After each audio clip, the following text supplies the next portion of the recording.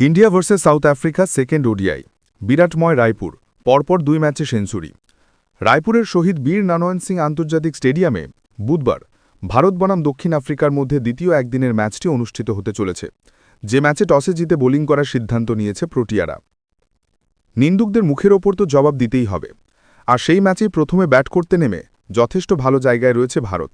সবথেকে বড় বিষয়, আবারও দুর্দান্ত সেঞ্চুরি করলেন বিরাট কোহলি, যেন ব্যাটেই জবাব দিচ্ছেন রোজ।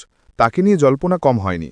কোহলির ফিটনেস সহ ড্রেস রুমের একাধিক বিষয় নিয়ে চর্চা চলেছে লাগাতার, কিন্তু নিন্দুকদের মুখের ওপর তো জবাব দিতেই হবে, আর সেটাই করে দেখালেন বিরাট কোহলি। প্রথম ম্যাচের পর এবার দ্বিতীয় ম্যাচেও দুরন্ত সেঞ্চুরি হাঁকালেন কিং কোহলি। এদিন 93 বলে 102 রানের অসাধারণ ইনিংস উপহার দেন বিরাট। Strike rate 109.68। কোহলির ইনিংসে ছিল 7টি 4 এবং 2টি 6। নিঃসন্দেহে তাৎপর্যপূর্ণ। বিরাটের এই ইনিংস নিয়ে আলোচনা হতে বাধ্য, কারণ পরপর 2 ম্যাচে 100 রান, এ তো মুখের কথা নয়। বুধবারের সেঞ্চুরি যেন গৌতম গম্ভীরের মুখের উপর আবারও সোজাসাপটা জবাব। যে দক্ষিণ আফ্রিকার বিরুদ্ধে টেস্ট সিরিজে পরাজিত হয়েছে ভারত, সেই দক্ষিণ আফ্রিকাকে নাকোচোবনি খাওয়াচ্ছে টিম ইন্ডিয়া। নেপথ্যে রয়েছেন সেই কিং কোহলি।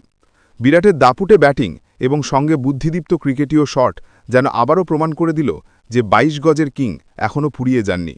আসলে সমালোচনা তাকে আরও শক্তিশালী করে তোলে এবং শেখায় যে কিভাবে মাথা ঠান্ডা রেখে অসাধারণ সব ইনিংস উপহার দিতে হয়। কিং কোহলি আসলে 22 গজের রাজাই বটে।